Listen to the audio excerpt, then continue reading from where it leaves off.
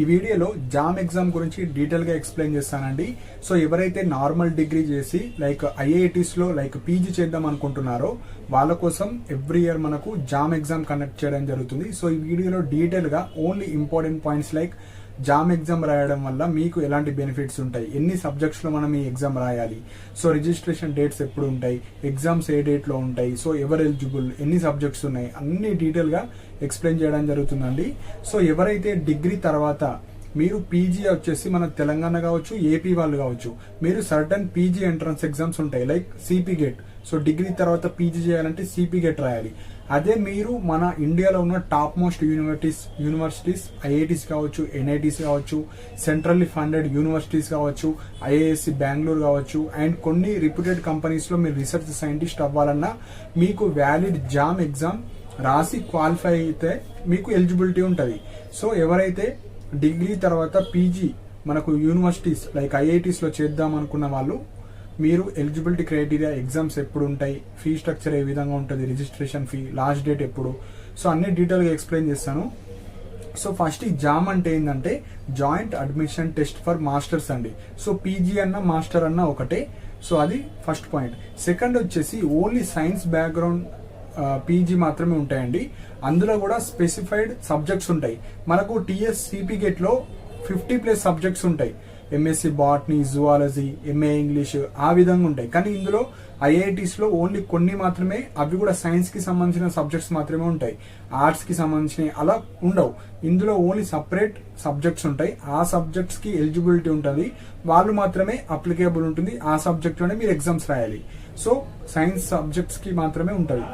So మీరు jam exam రాయడం వల్ల ఎలాంటి కోర్సెస్ చేయొచ్చు, ఎగ్జాంపుల్ మనకు పీజీ, డిగ్రీ, పిహెచ్డి, ఎంఫిల్ ఏ విధంగా ఉంటాయో మీరు జామ్ ఎగ్జామ్ ద్వారా ఎలాంటి కోర్సెస్ చేయొచ్చు అంటే ఎంఎస్సి చేసుకోవచ్చు, మాస్టర్ ఆఫ్ సైన్స్ చేసుకోవచ్చు.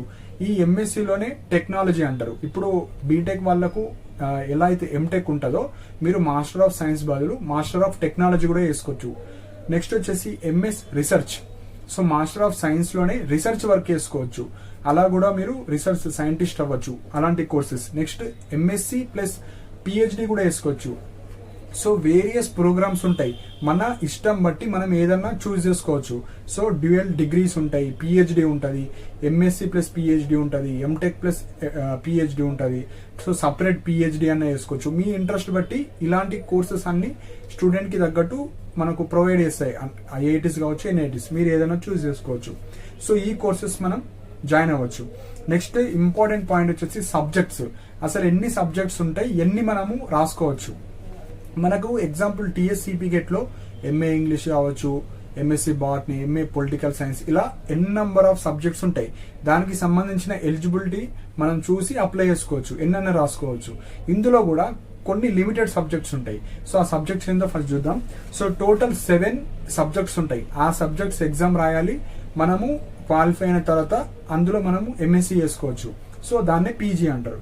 7 సబ్జెక్ట్స్ వచ్చేసి first biotechnology, second chemistry, third economics, fourth geology, zoology కాదండి, geology, fifth mathematics, sixth statistics, seventh physics.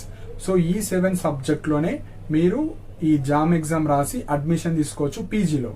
So ఇవి 7 సబ్జెక్ట్స్. సపోజ్ ఈ జామ్ ఎగ్జామ్ రాస్తే మనము ఓవరాల్ ఇండియాలో ఒక 22 ఐఐటీస్ ఉన్నాయి, అందులో అడ్మిషన్ తీసుకోవచ్చు. సపోజ్ మీకు ఐఐటీలో రాలేదు మీ ర్యాంక్కి, మీరు ఎన్ఐటీస్లో కూడా వేయచ్చు. సపోజ్ ఎన్ఐటీలో కూడా రాలేదు, సెంట్రల్లీ ఫండెడ్ యూనివర్సిటీస్ ఉంటాయి. మనకి ఎలా అయితే సెంట్రల్ యూనివర్సిటీస్ లైక్ హెచ్సియు కావచ్చు, అలా ఎలా అయితే ఉంటాయో ప్రతి స్టేట్లో టాప్ మోస్ట్ యూనివర్సిటీస్ ఉంటాయి. మనకు ఉస్మానియా యూనివర్సిటీ ఎట్లుందో ప్రతి స్టేట్లో కొన్ని యూనివర్సిటీస్ ఉంటాయి. అందులో కూడా మీరు రీసెర్చ్ వర్క్ చేసుకోవచ్చు, పీజీ చేసుకోవచ్చు, ఎందుకంటే టాప్ మోస్ట్ యూనివర్సిటీస్ ఉంటాయి. సో ఇక్కడ అలాంటి యూనివర్సిటీస్లో చేస్తే మీరు నాలెడ్జ్ ఇంప్రూవ్ అవుతాయి, మీకు మంచి జాబ్ ఆపర్చునిటీస్ వస్తాయి, మీరు స్కిల్స్ బాగా పెంచుకోవచ్చు అలాంటి యూనివర్సిటీస్లో.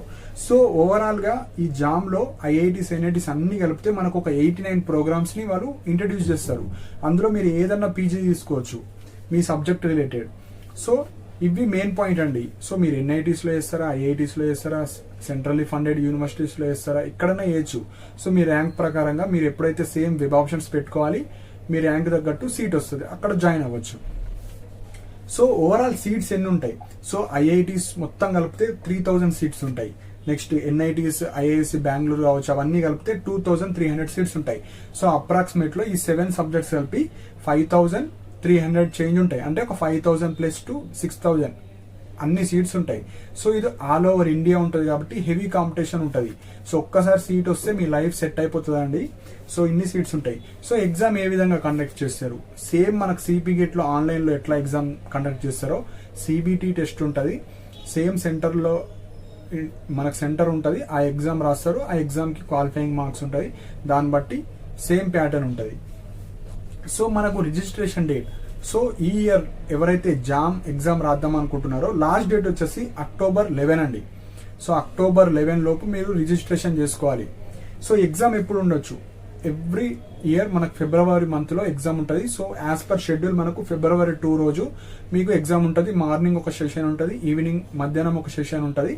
సో మనము డీటెయిల్ గా ఎక్స్ప్లెయిన్ చేస్తాను అప్కమింగ్ వీడియోస్ లో. కొత్త వాళ్ళ కోసమే కొద్దిగా డీటెయిల్ గా చెప్తున్నాను. సో మనకు ఎగ్జామ్ వచ్చేసి February 2 ఉంటుంది. మనకు రిజిస్ట్రేషన్ ఎవరైతే ఇంకా చేసుకోలేరో చేసుకోండి. ఫీ స్ట్రక్చర్ వచ్చేసి 900 రూపీస్, లైక్ ఎస్సీ ఎస్టీ కావచ్చు, ఫీమేల్ క్యాండిడేట్స్ కావచ్చు, ఫిజికల్లీ హ్యాండిక్యాప్డ్. సో ఈ స్టూడెంట్స్ కి 900 ఛార్జ్ చేస్తున్నారు ఎవరైతే అప్లై చేద్దాం అనుకుంటున్నారో.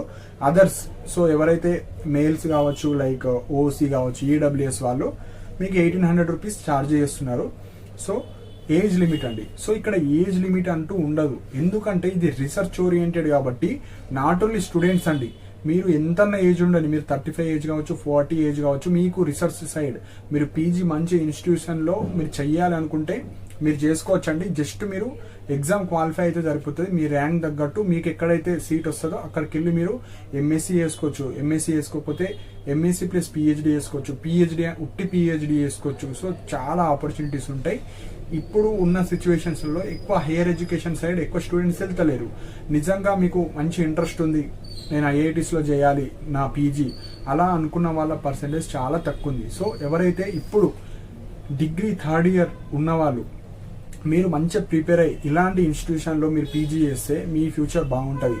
ఓకే, గవర్నమెంట్ జాబ్ అనేది ఒక ఆపర్చునిటీ, కానీ ఇలాంటి ఆపర్చునిటీ యూజ్ చేసుకున్న వాళ్ళు మీరు ఎక్కువ అమౌంట్ని అర్న్ చేస్తారు. సో మీకు చాలా జాబ్ ఆపర్చునిటీస్ ఉంటాయి.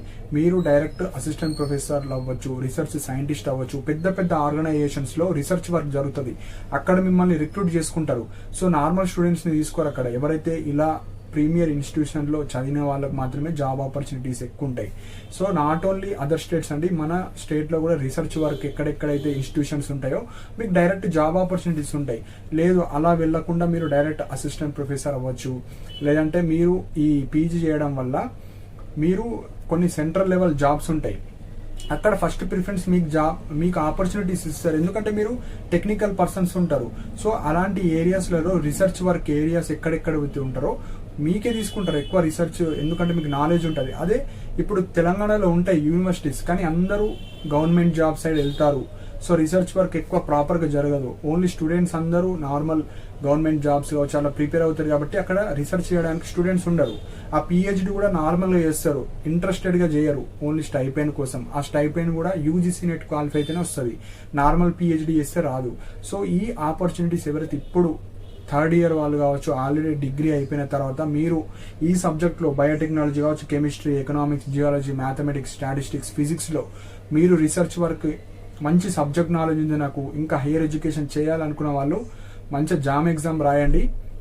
జామ్ ఎగ్జామ్ రాసిన తర్వాత ఐఐటీస్లో, ఎన్ఐటీస్లో మీరు బీటెక్ వాళ్ళకి ఎలా అయితే ఐఐటీస్లో అడ్మిషన్స్ ఉంటాయో మీకు కూడా ఉంటాయి. సో ఈ ఆపర్చునిటీ యూజ్ చేసుకోండి. లాస్ట్ డేట్ వచ్చేసి October 11 అండి. సో జామ్ గురించి ఇంకా కొన్ని వీడియోస్ చేయడం జరుగుతుంది. సో ఇంకా మన డౌట్స్ ఉంటే కింద కమెంట్ సెక్షన్లో మెన్షన్ చేయండి. సో మీకు ఏ చిన్న డౌట్ ఉన్నా మెన్షన్ చేయండి, ఎందుకంటే మీరు కూడా పెద్ద పెద్ద ఐఐటీస్లో, ఎన్ఐటీస్లో జాయిన్ అవుతే మీ ఫ్యూచర్ చాలా బాగుంటుంది. సో ఎక్కువ స్టూడెంట్స్ వెళ్ళడానికి ట్రై అయ్యారు. సో మీరు వేరే పాత్, ఇలాంటి పాత్ చూజ్ చేసుకుంటే మీకు జాబ్ అవకాశాలు ఎక్కువ ఉంటాయి. గవర్నమెంట్ సైడే కాదు, ప్రైవేట్ సెక్టర్లో కూడా ఎక్కువ ఉంటాయి. సో ఫస్ట్ ప్రిఫరెన్స్ మీకు ఇస్తారు. ఈ గోల్డెన్ ఆపర్చునిటీ మిస్ చేసుకోకండి. మీకు ఇంట్రెస్ట్ లేకున్నా ఎవరైతే ఫైనల్ ఇయర్ కావచ్చు, ఎవరైతే ఇప్పుడు అయిపోయిన వాళ్ళు రాయండి, ఉట్టిగా ట్రై చేయండి ఎగ్జామ్ని. సో ఎట్లుంటుంది ఈ సబ్జెక్ట్స్లో ఎలిజిబిలిటీ ఉన్న వాళ్ళు. సో దీని గురించి ఇంకా డీటెయిల్ వీడియోస్ కూడా చేయడం జరుగుతుంది. సో ప్రస్తుతానికైతే కొందరికి ఐడియా కోసం ఈ వీడియో చేయడం జరిగింది. సో ఇంకా మన డౌట్స్ ఉంటే కింద కమెంట్ సెక్షన్ లో మెన్షన్ చేయండి. అండ్ నా టెలిగ్రామ్ ఛానల్లో కూడా జాయిన్ అవ్వండి. ఎవ్రీడే ఇలాంటి స్టూడెంట్కి రిలేటెడ్ ఇంపార్టెంట్ అప్డేట్స్ కావచ్చు, గవర్నమెంట్ జాబ్ అప్డేట్స్ కావచ్చు, ఏమన్నా ఇంపార్టెంట్ అప్డేట్స్ ఉంటే నా టెలిగ్రామ్ ఛానల్లో మెసేజెస్ ద్వారా ఫాస్ట్గా అప్డేట్ ఇవ్వడం జరుగుతుంది. ఇంట్రెస్ట్ ఉన్న వాళ్ళు జాయిన్ అవ్వండి. ఇలాంటి అప్డేట్స్ కోసం నా ఛానల్ని సబ్స్క్రైబ్ చేసుకోండి. And thank you for watching my video.